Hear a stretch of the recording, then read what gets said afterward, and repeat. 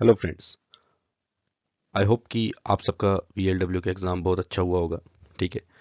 हो सकता है कुछ लोगों का इतना अच्छा ना हुआ हो, तो प्लीज़ आप लोगों को डिसअपॉइंट होने की ज़रूरत नहीं है, क्योंकि अब एक और upcoming exam date is finance account assistant, जैसे आप लोगों को पता है, date has been scheduled for the month of January. तो मैं आपको ये सजेस्ट करूंगा कि आप अपने आप को दोबारा से प्रिपरेशन मोड में ले आएं और फाइनेंस अकाउंट असिस्टेंट की तैयारी हमारे साथ अपनी आप उस जर्नी को स्टार्ट करें। So keeping in view all the considerations, we have decided to launch a crash course of MCQs specially for finance account assistant. ठीक है। तो उम्मीद करते हैं आप लोगों को ये इनिशिएटिव पसंद आएगा। ठीक है। So let's get started. देखिए, हम इस सीरीज में क्या करने वाले हैं, हम सिर्फ MCQs डिस्कस करेंगे, क्योंकि इवेंचुअली एग्जाम में आपको MCQs में अगर मास्टरी होगी तो तभी आप एग्जाम को क्रैक कर सकते हो। तो फर्स्ट हमारा जो MCQ है, that is which of the following is not an objective of accounting. इसमें से अकाउंटिंग का ऑब्जेक्टिव क्या नहीं है। ठीक है। अब देखिए, फर्स्ट अगर हम देखें, डेट इज मेंटेनिंग रिकॉर्ड्स। ये तो है। अकाउंटिंग से हम क्या करते हैं, रिकॉर्ड्स का एक क्रोनोलॉजिकल ऑर्डर में, एक सिस्टमेटिक वे में रिकॉर्ड्स को मेंटेन रखते हैं। ठीक है। उसके बाद estimating profit and loss, that's also the ultimate objective of accounting. Providing various providing useful information to various users. So various users को हमने क्लासिफाई किया हुआ है, internal and external. So the last one is recording all qualitative factors. So first of all, dear students, आपको यह पता होना चाहिए कि अकाउंटिंग में सिर्फ हम वही ट्रांजैक्शंस रिकॉर्ड करते हैं विच आर एक्सप्रेसिबल और measurable in terms of money. तो क्वालिटेटिव फैक्टर्स और एक होते हैं आपके क्वांटिटेटिव फैक्टर्स। जब हम क्वांटिटेटिव फैक्टर्स की बात करें, तो आपका जो मनी मेजरमेंट कंसेप्ट है, दैट इज क्वांटिटेटिव फैक्टर। तो आपने अगर सपोज करो आप मार्केट में गए, आपने अपने लिए एक शर्ट ली जिसकी प्राइस थी ₹300। ठीक है। आपने ये नहीं कहा कि मैं बहुत ऑनेस्ट था और उसने मुझे ₹300 की शर्ट दे दी। वो एक qualitative factor, because every product has a cost attached to it. We express the price in terms of cost. So the correct answer is recording all qualitative factors. Second MCQ हम देखते हैं, that is which of the following can be converted into cash within a very short period of time. अब देखिए, यहाँ पे हमने एक word use कर दिया है वेरी। अगर मैं इसे हटा दूं और सिर्फ लिखूं शॉर्ट पीरियड ऑफ टाइम, तो शॉर्ट पीरियड ऑफ टाइम हम यहाँ पे मान के चलेंगे 1 साल, तो वो हमारा बन जाता है करंट एसेट। लेकिन मैंने यहाँ पे एक टर्म यूज कर दी है deliberately, that is very short period of time. So इस केस में देखिए, अगर आपके ऑप्शंस पहले आप देखिए, फिक्स्ड एसेट्स, देखिए, और इंटेंजिबल एसेट्स। इंटेंजिबल एसेट्स क्या होते हैं, जिन्हें हम छू नहीं सकते, देख नहीं सकते, जैसे आपका गुडविल। ठीक है। या आपका इंटेंजिबल एसेट है जिन्हें हम देख नहीं सकते और छू नहीं सकते। फिक्स्ड एसेट्स क्या है, जिन्हें हम देख सकते हैं, ठीक है, और हम उन्हें टच भी कर सकते हैं। लेकिन जब हम बात करते हैं करंट एसेट की, ठीक है, ये भी आपका शॉर्ट पीरियड ऑफ टाइम के लिए होता है। और साथ में आपको दिया हुआ है लिक्विड एसेट्स। लिक्विड एसेट्स जो है वो हाईली लिक्विड होते हैं in comparison to current assets. ठीक है। जैसे करंट एसेट में आपका स्टॉक आ गया, तो आप इमीडिएटली स्टॉक को कैश में कन्वर्ट नहीं कर सकते। लेकिन लिक्विड एसेट में सपोज करो आपके पास एक चेक है और उस पे आपके पास 1 वीक का टाइम है। ठीक है। और 1 हफ्ते बाद आप बैंक पे गए, आपने उस चेक को कन्वर्ट कर दिया किसमें, कैश में। सो यहाँ पे आपको क्या याद रखना है कि which are highly liquid in terms of time period, जिन्हें हम शॉर्टर ड्यूरेशन ऑफ टाइम में कन्वर्ट कर सकते हैं कैश में, they are termed as liquid asset. हाँ, अगर ऐसा होता, यहाँ पे लिक्विड एसेट नहीं दिया होता, ये 3 ऑप्शन होते और एंड पे एक ऑप्शन दिया होता नन ऑफ दी अबव, ठीक है, तब आप करंट एसेट्स को चूज कर सकते थे, क्योंकि this would have been the most appropriate answer. But यहाँ पे आपके पास लिक्विड एसेट दे रखा है, सो आप प्लीज ऑप्शन सी को ही टिक करेंगे। अब थर्ड क्वेश्चन हमारा देखते हैं, विच of the following is an advantage of accounting. Accounting के क्या क्या फायदे हैं। ठीक है। मेंटेनिंग रिकॉर्ड्स, बिल्कुल। Presenting the financial position. अब फाइनेंशियल पोजीशन और एक टर्म होती है फाइनेंशियल परफॉर्मेंस। ठीक है। फाइनेंशियल पोजीशन आपका बताता है डेट इज बैलेंस शीट, और फाइनेंशियल परफॉर्मेंस आपका बताता है trading and profit and loss account. ठीक है। एस्टिमेटिंग प्रॉफिट एंड लॉस, देखिए, जब आपने रिकॉर्ड्स मेंटेन किए होंगे, रिकॉर्ड्स के थ्रू आप क्या कर सकते हैं। रिकॉर्ड जब आपने एक प्रॉपर आप जर्नल एंट्रीज करोगे, जर्नल के बाद आप क्या बनाओगे, लेजर। लेजर के बाद आप क्या बनाओगे, ट्रायल बैलेंस। और ट्रायल बैलेंस की मदद से आप बनाओगे फाइनल अकाउंट। तो फाइनल अकाउंट में आपके पास क्या आता है, trading account, profit and loss account, and balance sheet. जो आपका trading and profit and loss account है ये बताता है फाइनेंशियल परफॉर्मेंस, बैलेंस शीट बताती है financial position. So the right answer is option D. अब फोर्थ क्वेश्चन देखते हैं, कह रहा है कि विच of the following limitations is connected with the manipulation of account. अब देखिए अकाउंट्स को भी हम मैनिपुलेट कर सकते हैं। मैनिपुलेट करने का क्या मतलब है, सपोज करो आप क्या कर रहे हो, आप डेलिबरेटली मार्केट में, या आप डेलिबरेटली ये दिखाने की कोशिश कर रहे हो कि आपकी कंपनी बहुत अच्छा फाइनेंशियली परफॉर्म कर रही है। आप ऐसा डेलिबरेटली कर रहे हो कि आप अपनी कंपनी का दिखा रहे हो कि आपकी फाइनेंशियल परफॉर्मेंस बहुत ही अच्छी है, ठीक है। लेकिन रियलिटी में क्या है कि आपकी कंपनी की जो इंटरनल हेल्थ है, आपकी कंपनी की जो इंटरनल हेल्थ है दैट इज नॉट गुड, ठीक। लेकिन आप उसे छुपाने के लिए एक टर्म हम यूज करते हैं जिसे हम कहते हैं window dressing. You are concealing the exact picture of your organization. So if you are doing this deliberately to create a favorable impression on the mind of investors, so that is counted as problem of window dressing, ठीक है। So limitation connected to the manipulation of accounts, that is problem of window dressing। बाकी rest आप इसे ignore कर सकते हो। हाँ, तो ये देखो बहुत आसान सा क्वेश्चन है, दैट इज ब्रांचेस और सब डिसिप्लिन ऑफ अकाउंटिंग। अकाउंटिंग को हमने कितनी कैटेगरीज में डिवाइड किया है, एक आपका financial accounting, management accounting, cost accounting. Financial accounting किसके साथ कंसर्न है, आपका फाइनेंशियल परफॉर्मेंस, फाइनेंशियल पोजीशन के साथ। मैनेजमेंट अकाउंटिंग में आपका क्या आ जाता है, देखिए फाइनेंशियल स्टेटमेंट का एनालिसिस, ठीक है। कॉस्ट अकाउंटिंग में आप क्या करते हो, प्रोडक्ट की पर यूनिट कॉस्ट कैलकुलेट करते हो, बाइफरकेट करते हो, ठीक है।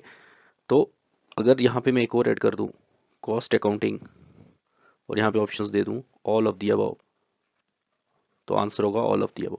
हालांकि यहाँ पे दिया नहीं हुआ, so you have to go with option C, financial accounting and management accounting. हाँ, फिर ये पूछा कि the main task of which accounting is to find out the financial position. इसमें से कौन सी फॉर्म ऑफ अकाउंटिंग वो है जो हमें एक बिजनेस की फाइनेंशियल पोजीशन बताती है। देखिए कॉस्ट अकाउंटिंग तो मैंने अभी आपको बता दिया, so the right answer is financial accounting. Question number 7 देखते हैं, विच of the following is not an internal user of financial accounting. तो याद रखिए हम यूजर्स को क्लासिफाई करते हैं into two categories, one is internal and second is external. जो विद इन दी ऑर्गेनाइजेशन होंगे उन्हें हम कहेंगे इंटरनल यूजर्स, जो ऑर्गेनाइजेशन का पार्ट नहीं होंगे उन्हें हम कहेंगे एक्सटर्नल यूजर्स। जैसे इसमें आपका गवर्नमेंट, क्रेडिटर्स, ठीक है, इन्वेस्टर्स, रेगुलेटरी एजेंसीज।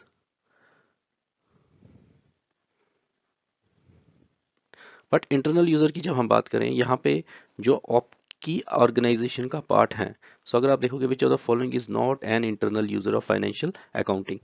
देखिए चीफ एग्जीक्यूटिव ऑफिसर कंपनी का पार्ट है, फाइनेंशियल मैनेजर कंपनी का पार्ट है, एम्प्लॉयज कंपनी का ही पार्ट है। So the right option is potential investor, जो सोच रहे हैं फ्यूचर में कि हम इस कंपनी में इन्वेस्ट करें, सो वो आपका क्या है, एक्सटर्नल यूजर।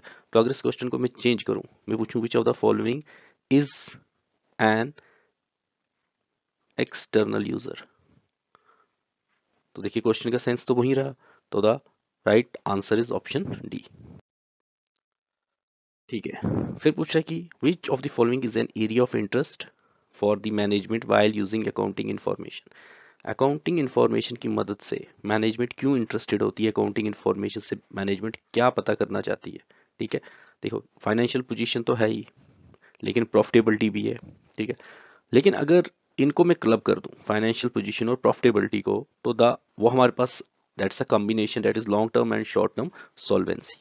सो मैनेजमेंट हमेशा इंटरेस्ट होती है किसमें, long term and short term solvency of business. अगर आप टेक्निकली देखोगे तो फाइनेंशियल पोजीशन, प्रॉफिटेबिलिटी, ये long term and short term solvency का ही पार्ट है। So the broader term is long term and short term solvency, whereas financial position and profitability is a byproduct of these two terms. फिर which of the following is an area of interest for creditors while using accounting information? Creditors कौन होते हैं, एक होते हैं आपके debtors, एक होते हैं आपके creditors। Creditors वो हैं जिन्हें हम देखो कंपनी के पॉइंट ऑफ व्यू से समझते हैं। अगर एक कंपनी है XYZ, कंपनी ने क्या किया है, उधार पे गुड्स लिए हैं। क्या लिए हैं? गुड्स, क्रेडिटर ए से। ठीक है, कंपनी ने, सप्लायर है कौन? क्रेडिटर ए कंपनी का। और जब कंपनी ने क्रेडिटर से गुड्स लिए, ठीक है, उसने सपोज करो 100 करोड़ का इनको गुड्स प्रोवाइड किए।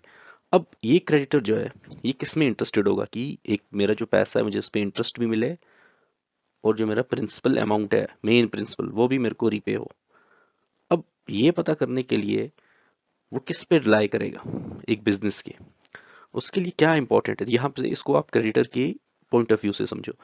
लॉन्ग टर्म सॉल्वेंसी का वो क्या ही करेगा, नेशनल इनकम वो क्यों कैलकुलेट करेगा? He is not interested in the liquidity of business, eventually he is interested in the profitability. So अगर बिजनेस प्रॉफिट अर्न करेगा, सो इन रिटर्न बिजनेस जो इसका, जो एक कंपनी है XYZ, अगर ये प्रॉफिट अर्न कर रही है, तभी तो ये रीपेमेंट कर पाएगी इसकी इंटरेस्ट की और प्रिंसिपल अमाउंट की। So a creditor is interested in the profitability of a business. देखो ये थोड़ा मैंने ट्रिकी से क्वेश्चन बनाया है, pick the odd one out. थोड़ा आपको अलग लगेगा, आप कहोगे कुछ, देखो क्या होता है ना, एग्जाम में हमेशा टर्म याद रखना, एक सरप्राइज एलिमेंट। अब ज़रूरी नहीं है एग्जामिनर इस तरह का सरप्राइज एलिमेंट दे, लेकिन मेंटली जब हम अगर इसको ऐसे क्वेश्चन को हम प्रिपेयर करके जाएंगे, सो डेफिनेटली इसका जो हमारे पे इम्पैक्ट होगा एग्जाम में, लेवल ऑफ प्रेशर, वो डेफिनेटली थोड़ा कम होगा। ठीक है, थोड़ा ये अलग सा क्वेश्चन है, मैंने आपसे पूछ लिया इनमें से ऑड टर्म क्या है। देखो ये 4 टर्म्स मैंने लिखी हैं, इनमें से एक टर्म ऐसी है जो मतलब आप समझ लो इन चारों में से 3 टर्म्स सिमिलर है। 3 आर सिमिलर। सिमिलर कैसे? मतलब उनका जो करेक्टरिस्टिक्स है या उनका जो नेचर है वो थोड़ा सेम है। लेकिन एक टर्म ऐसी है जो इन तीनों से डिफरेंट है। चलिए आप समझने की कोशिश करते हैं। देखिए cash in hand, cash at bank और डेटर्स।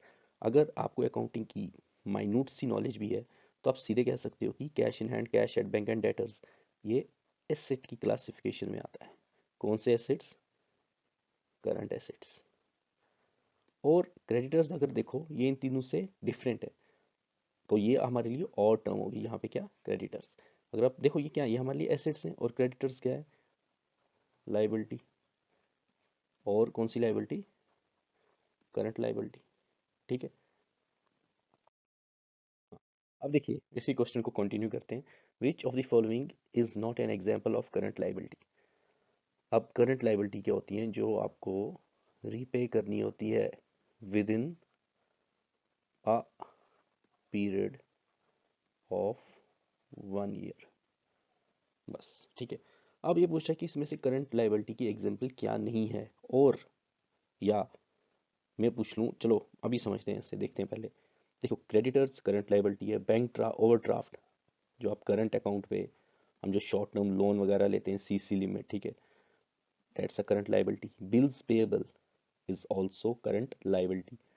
तो अब देखो फोर्थ टर्म क्या है? Bills receivable discounted from bank. चलो इसे हटा ही दो, डिस्काउंटेड ना यूज करो, मैंने ये जानबूझ के यूज किया हुआ है। ठीक है, बिल्स रिसीवेबल क्या है?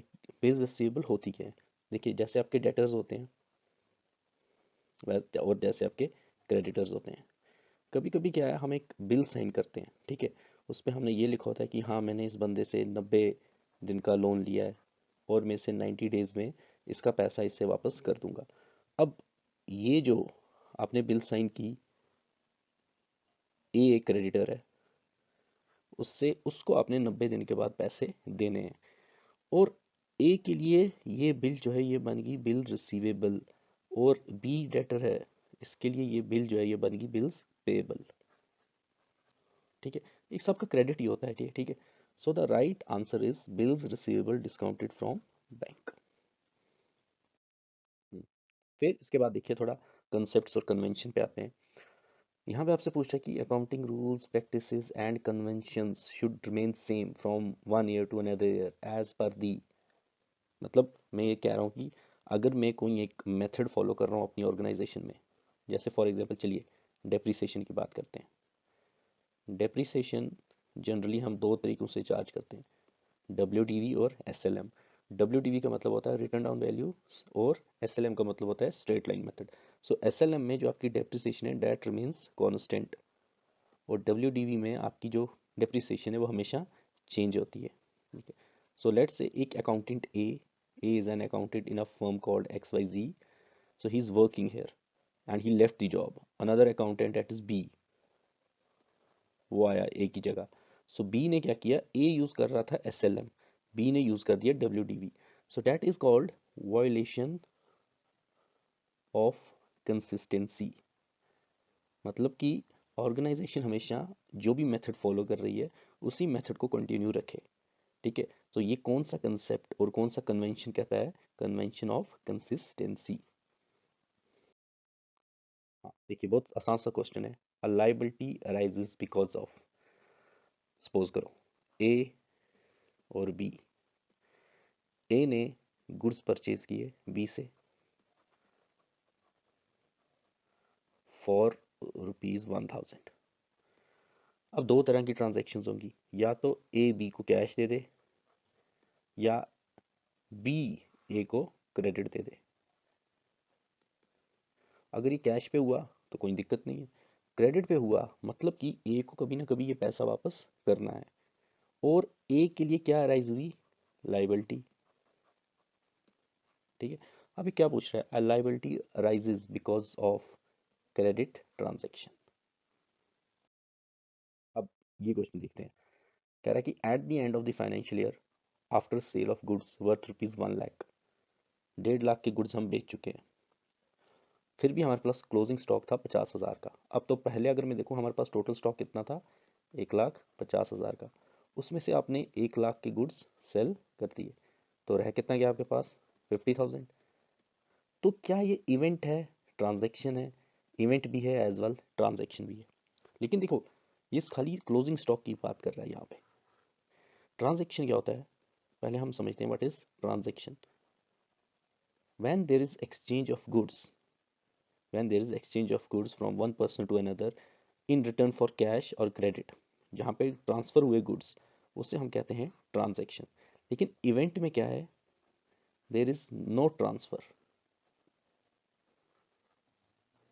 तो इसका मतलब ये जो आपके पास क्लोजिंग स्टॉक रह गया है, that is an example of event. होना, आपके पास इतना बैलेंस रह गया है. लेकिन जब ट्रांजैक्शन क्या होती है, जहाँ पे गुड्स का एक्सचेंज हो. हाँ, अगर मैं यहीं तक पूछूं कि हमने 1 लाख रुपए के गुड्स सेल किए, ये इवेंट है या ट्रांजैक्शन है, तब आप ट्रांजैक्शन कहोगे. लेकिन मैंने आपसे पूछा कि 1 लाख रुपए के गुड्स सेल करने के बाद भी हमारे पास 50,000 का स्टॉक है, ये क्या है, दैट इज एन इवेंट.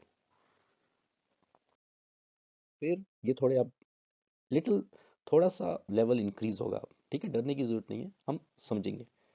अब पूछ रहा है कि in which of the following situations the principle of conservatism is applied. अब कंजर्वेटिज्म प्रिंसिपल देखिए, ये आपका हमेशा रिलेटेड होता है किससे, एंटीसिपेशन से, anticipation of profits. Principal of conservatism क्या कहता है कि जब भी आपको लगे आपका लॉस होने वाला है, उससे जल्दी से रिकॉर्ड कर दो. लेकिन अगर आपको लग रहा है कि 2 महीने बाद मेरा प्रॉफिट होगा, उससे 2 महीने बाद ही रिकॉर्ड करना. So losses should be taken into account as soon as possible. Profit should be recorded only when it is realised. तो उस कंसेप्ट से रिलेटेड हमसे क्या पूछ रहा है कि in which of the following situations the principle of conservatism is applied. इन किस, ये चार आपको कंडीशंस है, सॉरी 3, यहाँ पे कहाँ पे हमने प्रिंसिपल ऑफ कंजर्वेटिज्म का यूज किया है. अब फर्स्ट पूछ रहा है कि accounting policies are not changed frequently. अरे ये तो प्रिंसिपल ऑफ कंसिस्टेंसी हुआ. ठीक है, value of assets is determined on the basis of acquisition cost. ये आपका होता है historical cost concept. The right answer is option B. Anticipated income should not be recognized in the financial statement. Anticipated क्या मतलब क्या है कि आने वाला, लेकिन जो अभी आप yet to be received. So the right answer is option B. अब इसी से मिलता जुलता एक क्वेश्चन है. As per the concept of conservatism, the stock in trade is to be valued at. Stock in trade क्या होता है आपका, जो आपके पास इन्वेंट्री है या जो आपका अनसोल्ड गुड्स हैं, वो उनकी एक मार्केट वैल्यू होती है ना. सपोज करो आपके पास 100 पेन्स हैं जिसकी प्राइस है ₹50. So cost of unsold goods, तो आपके पास कितना आ गया, 5,000. लेकिन आपसे ये कह रहा है कि सपोज करो मार्केट में ऐसा कुछ इवेंट हुआ, इसकी प्राइस कम होके 20 रुपये रहेगी, तो अब पेन की वैल्यू कितनी रहेगी? 2000। अब आप अपनी बैलेंस शीट में क्या 5000 दिखाओगे या 2000 दिखाओगे? So as per the principle of conservatism, stock is recorded at market price whichever is lower. ऐसा क्यों है? क्योंकि देखोगे तो ये आपका राइट, ये तो एक सबसे मैनिपुलेशन हो गया ना। क्यों? क्योंकि जिस चीज़ की मार्केट में वैल्यू 20 रुपये रह गई है और आप उसको अपनी बुक्स में 50 दिखा रहे हो, तो ये तो इन्फ्लेटेड फिगर्स हुए। ठीक है, so that is why it said cost price और market price whichever is lower. हाँ, तो क्वेश्चन नंबर 17 देखते हैं। Separate business entity concept means private affairs of the owner are also recorded in the books of account. Business is treated as an entity different from its owners. Separate business entity क्या है? Owner and business are different from each other. ठीक है। Final accounts are prepared for a period of 1 year by following. देखो, life cycle होता है एक business का। ठीक है, अब आपने सोच, आपका बिजनेस सपोज करो पिछले 25 ईयर्स से रन कर रहा है, तो आपने सपोज करो 1998 में जब बिजनेस स्टार्ट किया, आपने ये तो नहीं कहा मैं 2023 में देखूंगा मैंने कितना अर्न किया, कितना लॉस हुआ। तो आप क्या करते हो? बिजनेस को डिवाइड करते हो एक साल में, उसकी लाइफ को। एक साल को हम डिवाइड करते हैं 4 क्वार्टर्स में। ठीक है, सो द बिजनेस की जो हम लाइफ है उससे हम डिफरेंट फेजेस में जब डिवाइड करते हैं, that is called time period concept. अब ये 19th क्वेश्चन देखते हैं, that is qualitative transactions are not recorded in accounts due to. मैंने आपको फर्स्ट क्वेश्चन पे ही कहा था कि that is a term called money measurement.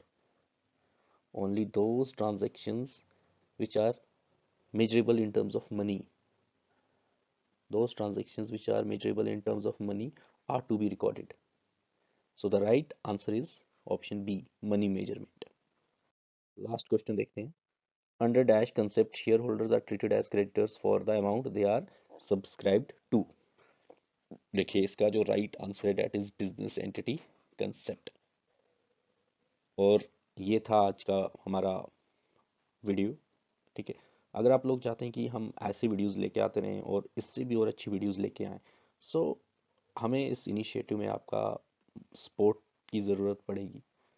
ठीक है, तो प्लीज़ हमें सपोर्ट कीजिए टाइम टू टाइम, और ऐसी और वीडियोस के लिए हमारे चैनल को सब्सक्राइब कीजिए। सो मिलते हैं एक नई वीडियो के साथ जल्द ही। Thank you.